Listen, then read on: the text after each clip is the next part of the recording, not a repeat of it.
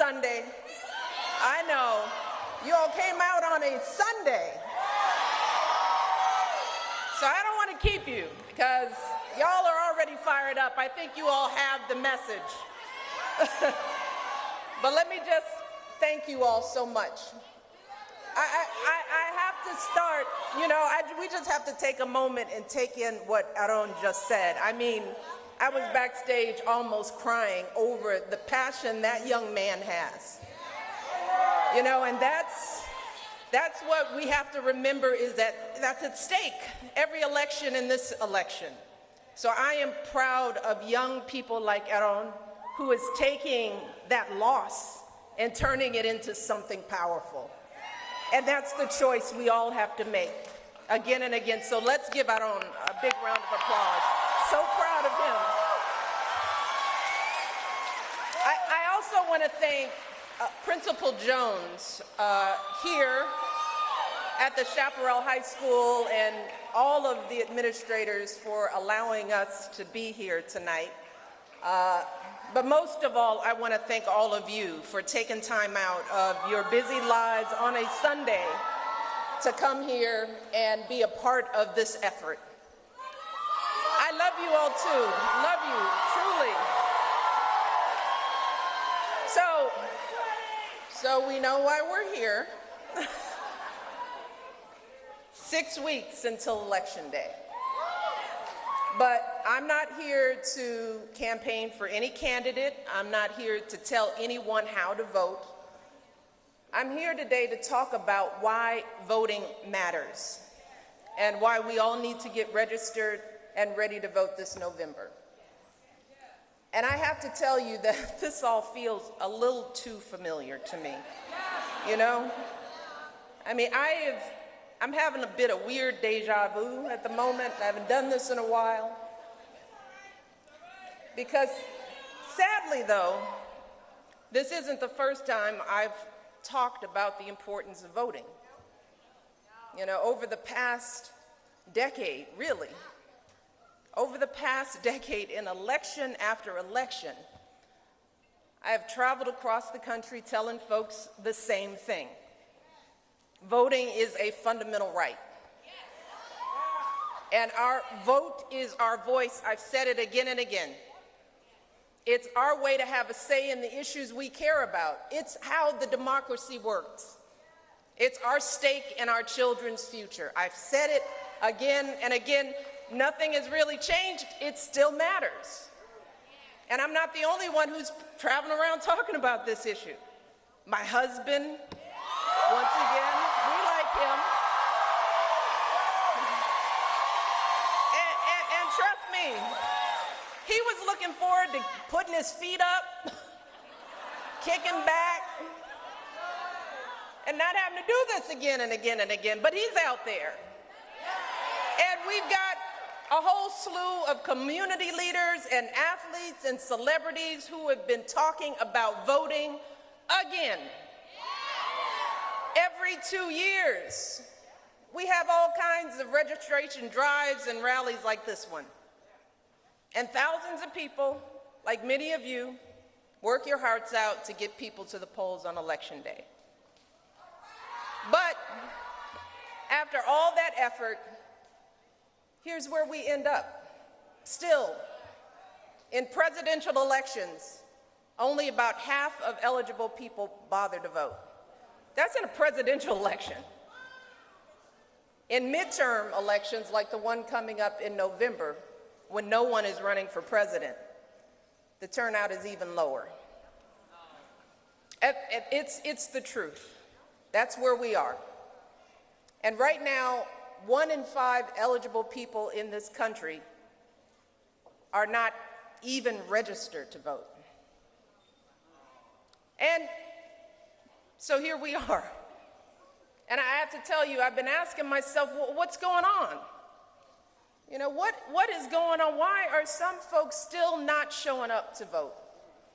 And I know it's not because people don't care. That I know. We all care about what happens in our communities, right? Especially when things go wrong, we care. And it's not that folks don't have opinions on the issues, right? I know that at kitchen tables and in barbershops and beauty shops and sports bars and diners all across the nation, people have a whole lot to say about the state of this country. We all have opinions, right? Every parent has an opinion about their child's school. You know, whether there's enough resources to ensure that their child is getting the best education possible.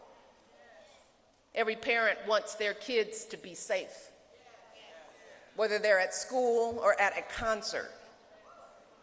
And we all have opinions on issues like health care, the economy, how much we're paying in taxes. But even with all that said, there are still millions of people who think that voting isn't relevant to their lives. Or they think that voting won't make a difference. Or they think the system is rigged, so why bother? Or maybe they feel overwhelmed, you know, like the issues are too complicated and that politics is just too ugly. So they just don't want to get involved. Some folks are real busy, you know? They're like, hey, I got so much going on. I'm just trying to get my kids to daycare, trying to get to work, maybe get some sleep. They just feel like they don't have time for anything else in their lives. And trust me, I get it. I get being busy. And I definitely get feeling frustrated. Because believe me, I am frustrated too. I am sick of all the chaos and the nastiness of our politics. It's exhausting. And frankly, it's depressing. So I understand wanting to shut it all out and just go on and just try to live your life, take care of your family in peace. But here's the problem. While some folks are frustrated and tuned out and staying home on election day, trust me, other folks are showing up. Democracy continues with or without you. They're voting in every election, from city council to governor to president, because the folks who are voting know the impact that the leaders that they pick can have on every single part of our lives. You know, those sheriffs that we elect, they decide how our streets are policed. The school board members we vote on, they determine how our kids' schools are run. The mayors we send to City Hall, they can fix those crumbling roads in the public transportation system, or not. The folks who represent us in Congress pass laws on everything from job creation to whether we go to war. And those are just the candidates on the ballot.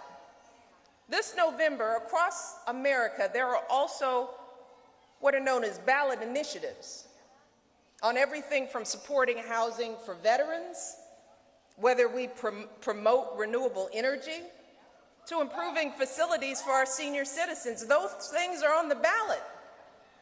And the people who show up to the polls this November will decide what happens on every single one of those issues. So really, when you think about it, not voting is like letting your grandma pick your clothes out. Now, no offense to grandma. My mom is with me today. And we love grandma. I love when grandma comes to visit. I love spending time with it. I love eating her pie, eating her chicken. But how many people here, especially those of you under 30, would let your grandma decide what you wear to the club? How many of you would drive the car that grandma chose for you to drive? Or live in an apartment with furniture that grandma picked out for you? All jokes aside, you know.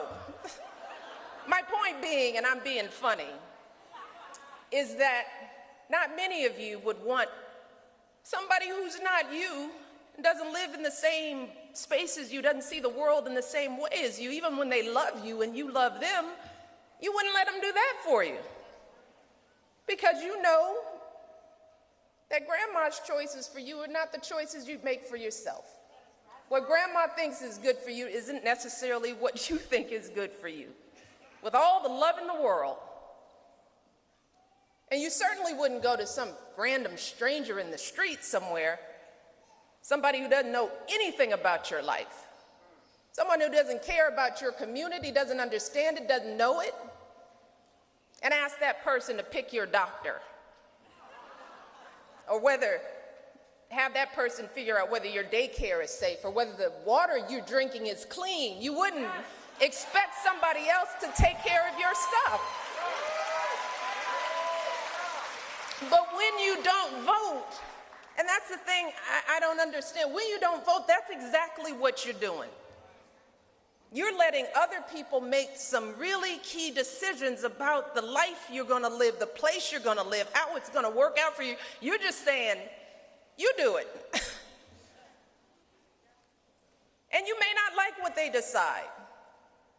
You might not like living with the consequences of other people's choices. But that's what happens when you stay home. You're essentially putting your future in the hands of others. And the truth is, that's exactly what some folks are hoping that you'll do. You know, they're hoping that you'll just let them make these important decisions for you. Just sit back, let me figure this out for you.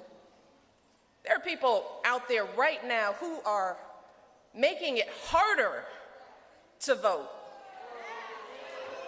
But we have to kind of sit with that for a moment, because you got to ask yourselves, in this democracy, why on earth would anybody, regardless of party, want to make it harder for people to participate in the democracy? But that's happening right now all over the place. They're closing down polling places. They're making it harder for volunteers to get people registered. They're finding all kinds of ways to keep you at home, hoping that when you hear about all those things, you'll just give up and just think that voting is just too hard, that it'll take hours of your time, that it requires some special skills and expertise that you don't have. That's what they want. And you can see how those kind of tactics can start make people start feeling like this is just too hard for me. We all know someone who feels like that. Again, regardless of party. We all know someone who thinks that way. An uncle, a neighbor, someone you grew up with. And that's why we're here today. Because we know that it's going to be up to folks like us who will come out on a Sunday for a rally like this to help those folks out, to help tell the truth about voting. And the truth is that registering to vote just isn't hard. It doesn't take long. It's just a few minutes. And once you're registered, in many states, including here in Nevada, you can vote by mail. I do that all the time. I vote by mail in my house, in my jeans, in my sneakers, comfortable, not rushed, not hunkered over. Fill out the table, the ballot at your kitchen table, and just drop it in the mail. And it works. It's just that easy. And voting in person can be just as fast. In fact, in 2016, the average length of time voters waited in line at a polling place was about 11 minutes. Just 11 minutes, and that's an average, right? Some places it was even shorter than that. Just think about, you spend 11 minutes on your phone, watching videos on a given day. You spend 11 minutes choosing the Instagram filters to text your boo, right? So the thing we just have to tell ourselves, we have 11 minutes to do a lot of stuff. And if we have 11 minutes to do stuff that does nothing for our daily lives, then we've got 11 minutes to vote. And trust me, and here's something I just want to make sure people understand. Voting does not require any kind of special expertise. You don't need to have some fancy degree to be qualified to vote. You don't have to read every news article to be qualified to vote. You know what you need to be qualified to vote? You need to be a citizen. You need to be a part of this country. You need to have opinions. about the issues in your community, that's what qualifies you to vote. Caring about your kids' future qualifies you to be a voter. Wanting a say in what happens in this country qualifies you to be a voter. So don't be intimidated. Don't let somebody intimidate you from being a part of this process. I've been voting since I was 18 years old. And trust me, I didn't know nothing about nothing at 18 years old, right? But what you do know is what you care about. For all the young people, you do know you have a voice. You do have opinions about what goes on. That qualifies you to vote. And it is not that hard. Plenty of folks of all ages are registering to vote for the very first time. And that should be a source of pride. You know? That should be as important as getting your driver's license, right? So those young people know that they want to have a say about what goes on in their neighborhoods. And they know it's time for a change. That's how folks all over this country are making change in their communities. Just give you an example. There's a little county in Missouri, Boone County. There were families struggling to get their children the mental health care they needed. Hundreds of families had been requesting counseling service for their kids, but the resources weren't there. So the folks in Boone County came together. They came up with a plan to fund children's mental health care. They gathered up signatures they needed to get their issue on the ballot, and then they got out and voted. And today, just a few years later, in Boone County, they're providing counseling for kids who need it. They're doing mental health screenings for every child in that county. And they're training teachers and child care advocates to better support kids with mental health challenges. And this all happened because folks in that one county, in one part of this nation, believed that their kids deserved better. And they knew that their vote was the way to make it happen. So don't let anybody tell you that that vote doesn't matter. Those folks in Boone County could have just sat back and said, oh my God, this is awful. Our kids aren't being treated well. What a shame. Everything feels so hopeless, so I'm just going to stay home. They could have done that. But they realized that it's actually the other way around, how our democracy works. They realize that the only way to make change in this country is to get out and vote for the change you're looking for. And when they showed up to vote, things happened. And the same thing can happen on every issue, everywhere in this country. That's how change happens in America. So our vote matters. It always does, but only if we use that vote. And let's just imagine, what if this year we actually did that? What if this year every eligible American decided to step up and be a voter? What if each of us found at least one candidate that we liked on a ballot, one initiative that we cared about?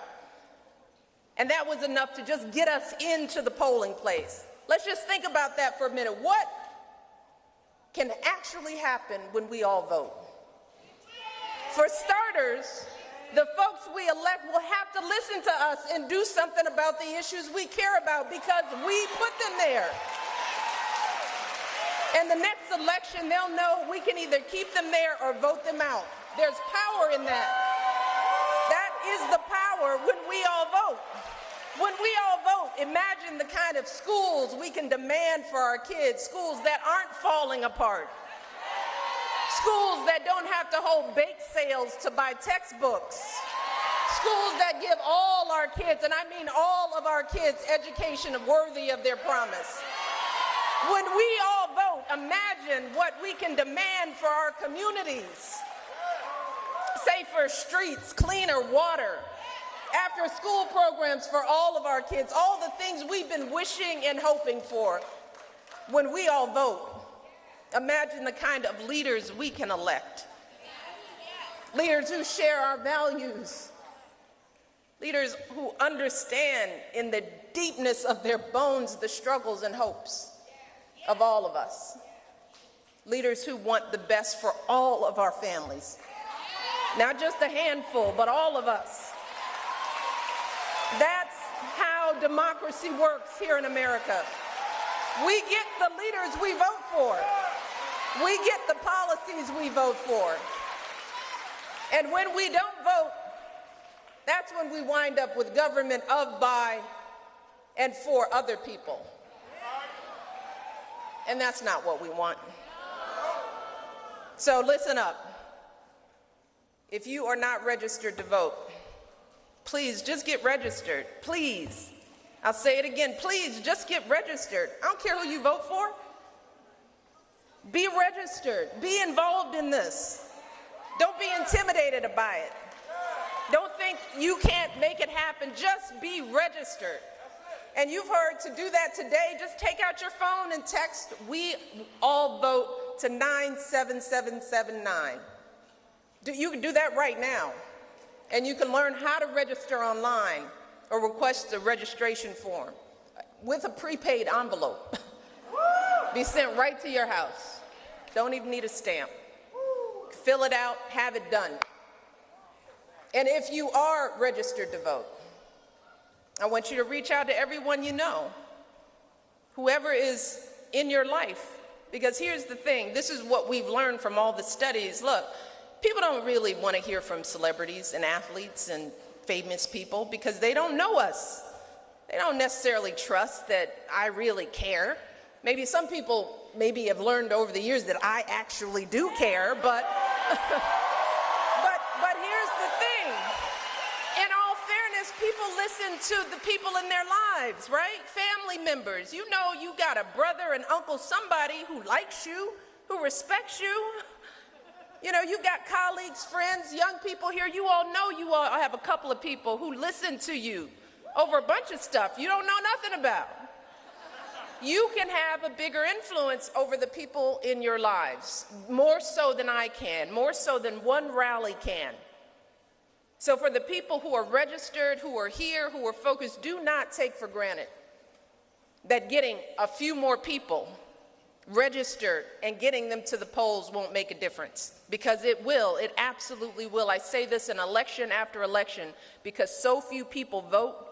Elections in precinct by precinct can be decided by 10 votes, 20 votes. I mean, really, 50 votes. Presidential elections in districts are decided by 50 people who decided not to. It is that small of a margin. And people just feel like, well, it must be millions and millions of votes. No, no. When so few people get involved in the democratic process, the people who are involved have way more control over it. So don't ever underestimate the power of pulling more people in. So we want you to go out there and find other people.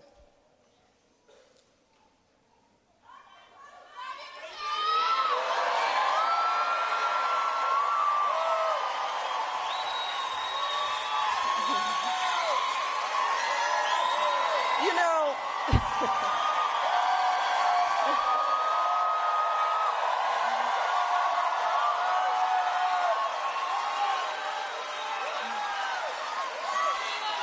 look,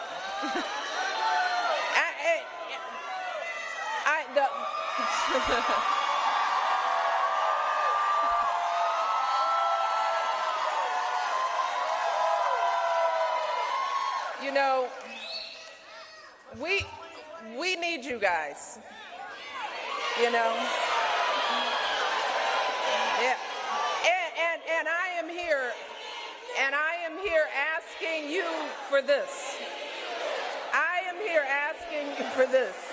You all stop this now. Here's what we have to do.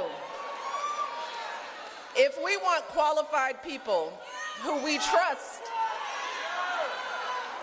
if we want qualified people that we trust, then people have to vote. Because you can't vote some of the time and then sit out. You know, we saw that happen. We experienced that, where we had a great president.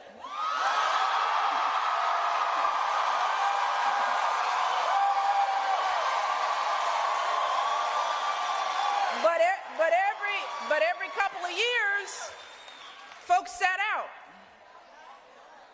and said, well, I did my part, I voted once, I'm done, I'm out. And I'm just telling you that democracy doesn't work that way. As I said earlier, democracy doesn't wait for you to be bothered. It moves on as it rightly should. And therefore, the people who vote determine the direction of the country. They determine the mood, the tone, and the people who stay out don't get a say. And I want every American to feel the power of that choice, so that no matter what happens, people aren't thinking, if I coulda, woulda, and maybe I shoulda. We all have that responsibility. And we all have to figure out what is happening where people don't want to exercise that. That has got me in a quandary, you know? I wonder what is it? What will it take for people to decide that it's worth it? So I am here today because I want to see what this country can do when they know what their power is. Because it doesn't matter what leaders you elect, if they don't have your vote behind them, there's only so much they can do. It is not about the leader. The power of our democracy is in us. The person that you're looking for is standing in your shoes. You are the person that can save yourself from this. We are our heroes. We are our leaders. That doesn't change. And it doesn't matter who runs, it's on us. So, you all have your marching orders, right? And let me just say, Nevada, I love you. I know you're going to get this done. Election day is coming right around the corner. I want you all to take this energy and not just have this moment here with me, but to take this energy and run with it. There is a limit of time to get this stuff done. And this room here, if everybody in this gym were fired up and motivated, wow, that's enough to make some real change. So, let's make it happen. You guys are amazing. Thank you for taking the time out of your schedules. I love you all so much. Let's get it done. You all, thank you.